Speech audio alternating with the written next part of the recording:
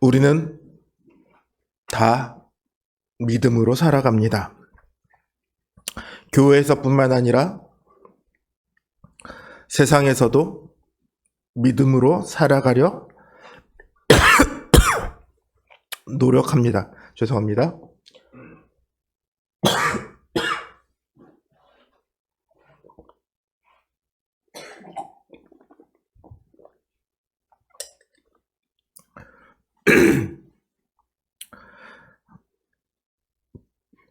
우리는 우리의 모든 순간이 다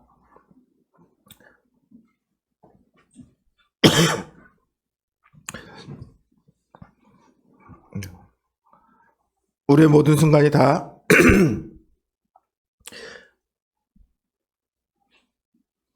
믿음 안에 있어야 한다고 믿으며 또 그렇게 믿음 안에 있기를 원합니다. 물론 잘 되냐 안 되냐의 차이는 있습니다. 어쨌든 그렇게 살아가야 한다는 것에 대해서는 우리 모두가 알고 있고 동의를 합니다. 근데 여러분 신앙생활이라고 하면 뭐가 제일 먼저 생각나세요?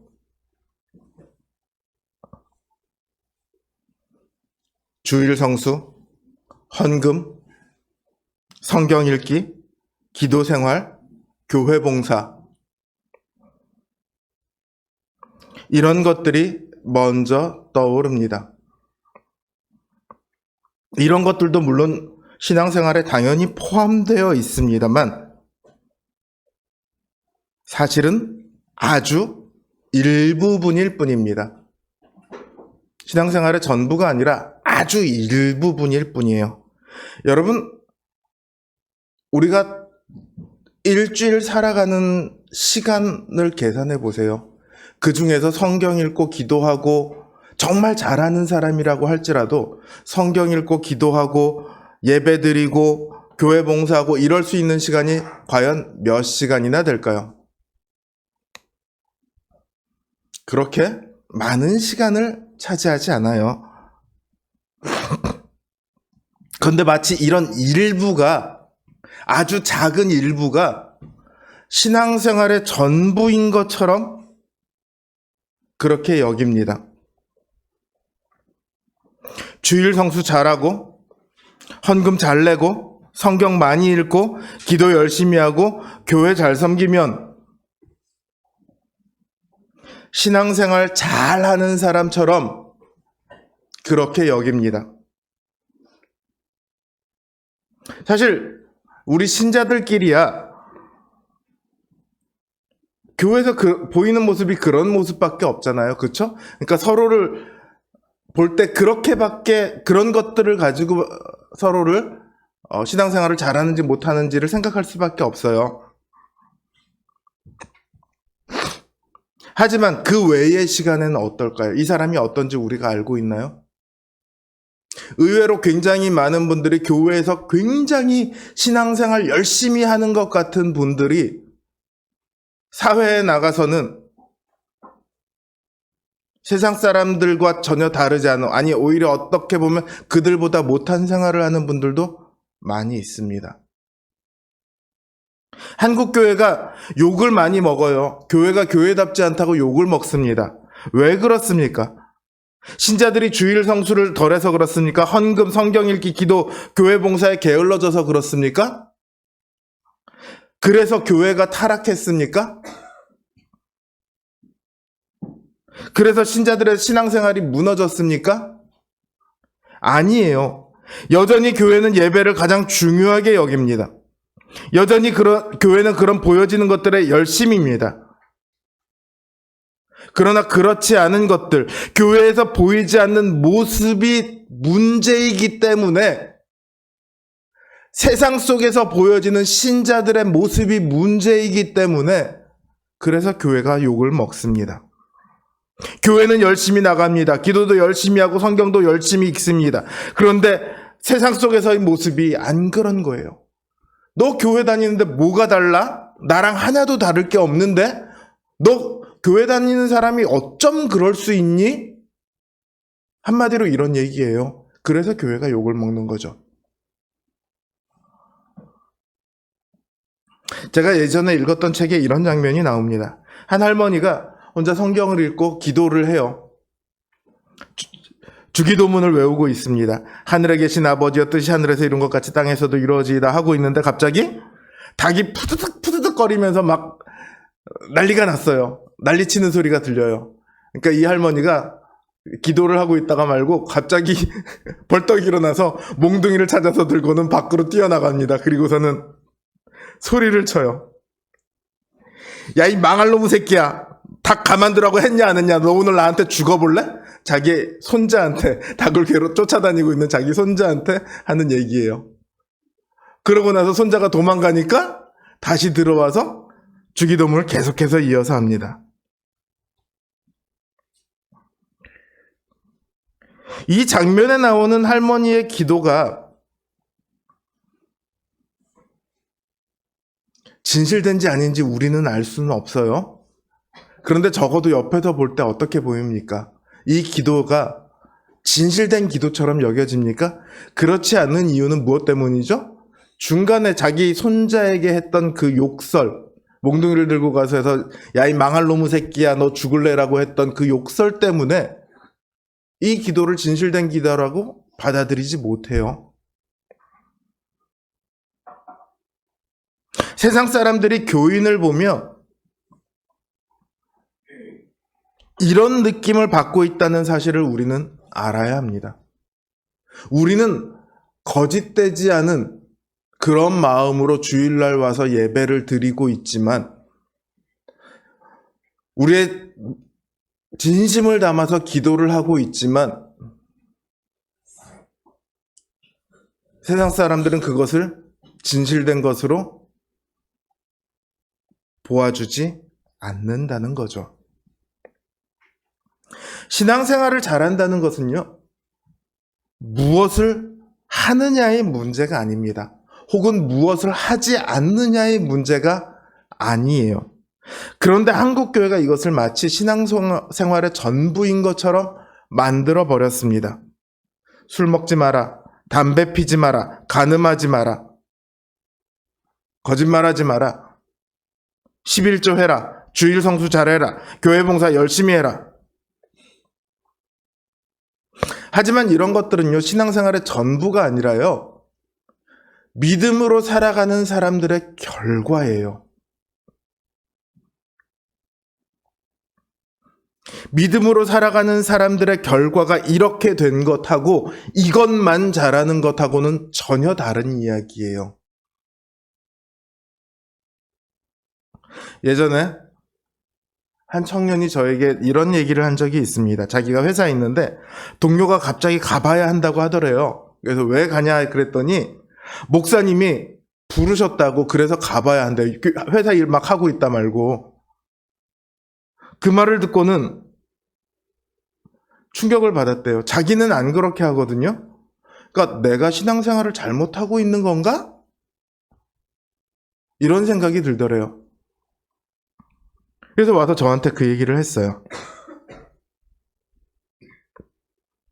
만약 그렇게 하는 게 신앙생활을 잘하는 거라면요, 제가 처음부터 그렇게 가르치고 요구했을 겁니다. 나는 하나님을 대신해서 말하는 사람이니까 여러분은 무조건 내 말을 들어야 합니다. 어디에 있든지 내가 오라고 하면 오고 가라고 하면 가야 합니다. 이렇게 하면 목사로서는 굉장히 편해요, 사실. 근데 보통 이렇게 가르치는 분들은 그 뒤에 붙는 말이 있어요. 그래야 복 받는다. 복 받는 게 신앙생활의 목적이에요. 신앙생활을 잘하느냐 아니냐를 나누는 기준은요, 무엇을 하고 안 하고 있는 게 아니고 삶을 살아가는 목적이 무엇이냐에 있어요. 모든 사람은 목적을 가지고 살아갑니다. 자신은 목적이 없다라고 생각하는 사람들도요, 사실은 자기가 깨닫지 못할 뿐 목적이 있어요. 이틀 전에 인천에서 초등학생하고 중학생이 차를 훔쳤어요. 그리고 인천에서 송도에서 시속 100km로 차를 운전하고 다녔어요. 이 차도 들이받고 저 차도 들이받고 한참을 그러고 차를 운전하고 다녔어요. 그거를 심지어 방송으로 내보냈어요. 스트리밍으로. 이 아이가 운전을 한 이유는 뭘까요? 차를 훔쳐서 운전한 이유는 뭘까요? 주변에 자랑하기 위해서요. 그러니까 스트리밍까지 했죠. 나 이런 거 할 줄 아는 사람이야. 자기 친구들에게 보이고 싶은 거죠. 누구나요, 크든 작든 자기 만족을 위해 살아갑니다. 자기 자신을 위해 살아가요. 혹은 자기 자신을 조금 확장시킨 우리를 위해 살아가요. 우리 가족, 우리 회사, 우리 학교, 좀 더 넓어지면 우리나라, 더 넓어지면 우리 지구. 크든 작든 간에 나 혹은 우리를 만족시키기 위해 살아갑니다. 하지만 사람이 만들어진 목적은 분명히 다릅니다. 사람은 하나님의 뜻을 따라 모든 만물을 다스려 하나님께 영광을 올리기 위해 창조되었습니다. 그렇다고 자기 자신의 삶이 아무 의미가 없다는 얘기가 아닙니다. 하나님께 영광을 돌리는 그 일 안에서 온 우주에서 가장 영광스럽고 가장 복을 누리도록 그렇게 창조되었습니다. 그래서 오직 인간만이, 심지어 천사도 그렇지 않은데 인간만이 하나님의 형상을 따라 창조되었습니다. 온 우주에서 가장 하나님을 닮은 존재가 누구냐라고 하면 바로 인간입니다. 인간은 하나님께 있는 것들을 닮았다고 했잖아요. 완전히 같지는 않아요. 복사해서, 그러나 조금은 다르게 그렇게 가지고 있어요. 그러나 죄로 인해 인간은 그 하나님을 떠납니다. 그 영광과 복에서 당연히 떠나게 되죠. 하나님의 진노 아래 살아가며 죄와 사망의 사슬에 묶여서 자신을 창조하신 하나님과 오히려 원수가 되어버렸습니다. 그래서 인간은 하나님을 위해야 한다는 그 사실 자체도 잊어버리게 됩니다.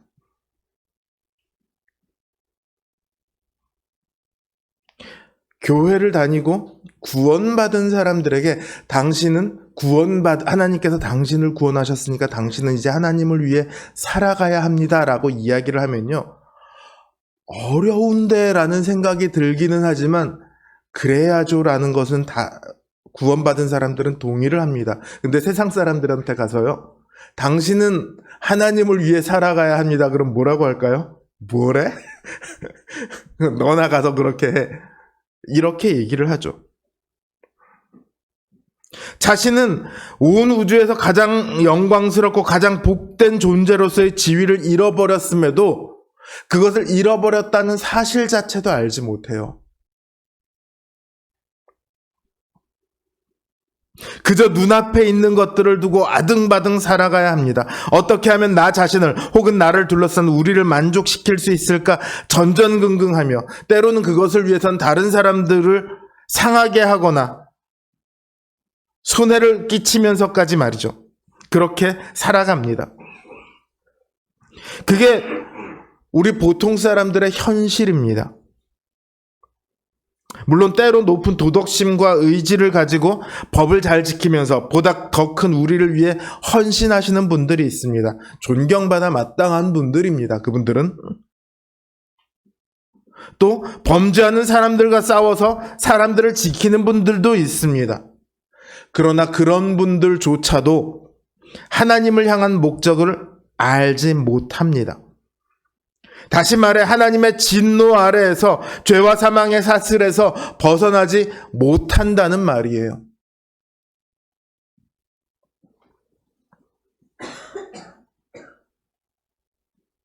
그러나 우리는 다릅니다. 우리는 새 사람이에요. 세상 사람들과 같지 않다는 말이에요. 예수 그리스도께서 십자가의 죽으심으로 구원하신 새 사람입니다. 죄와 사망에 묶인 옛 사람이 아니라 성령으로 다시 태어난 새 사람입니다. 새 사람은 하나님을 향한 목적을 아는 사람이고 그 목적을 향해 살아가는 사람입니다. 이게 바로 하나님께서 우리를 구원하신 목적이에요. 주님께서 우리가 우리의 구주가 되시기 위해서 우리를 위해 십자가에 죽으셨습니다. 그분께서 우리를 위해 자신의 생명을 내어 놓으셨을 때 이제 우리는 우리 자신의 것이 아니라 그분의 것이 되었습니다. 그래서 바울은 이야기합니다. 우리가 사나 죽으나 주님의 것이라. 사나 죽으나 주를 위해 살고 주를 위해 죽어야 한다.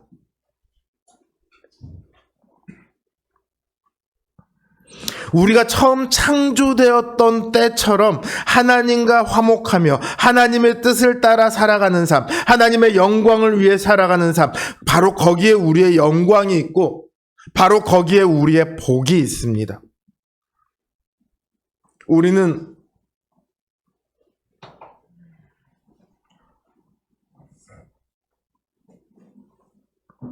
세상 사람들과 다른 목적을 가지고 다른 삶을 살아갑니다. 어떻게 하면 주님을 위해 사는 이 삶을 우리가 잘 살아갈 수 있을까요?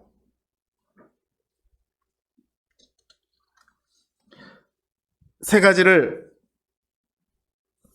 말씀을 드리고자 합니다. 주보 앞에 보면 올해 우리 교회의 목표가 있습니다. 주를 위해 사는 교회 해서 세 가지 목표가 있죠. 주 뜻대로 사는 교회, 주를 증거하는 교회, 서로 사랑하는 교회. 제가 다음 주부터 시작해서 3주간 이 세 가지의 주제를 놓고 한 주씩 이렇게 자세하게 말씀을 드리겠지만 우리가 이것을 통해서 주님을 위한 삶을 살아가는 한 해가 되기를 바랍니다. 주 뜻대로 사는 교회, 주를 증거하는 교회, 서로 사랑하는 교회. 올 한 해 저와 여러분의 삶이 이 목표를 붙들고 나아가기를 바랍니다. 그래서 우리 모두가 다 주님을 위해 살아가는 기쁘고 영광된 삶의 일을 간절히 기원합니다. 이제 우리를 구원하셔서 영광된 삶으로 이끄신 그 주님을 우리가 기념하며 성찬을 거행하도록 하겠습니다. 이 성찬 가운데 성령님께서 함께 하셔서 우리가 주님을 위해 살아갈 수 있도록 큰 힘과 능력을 더하실 것입니다.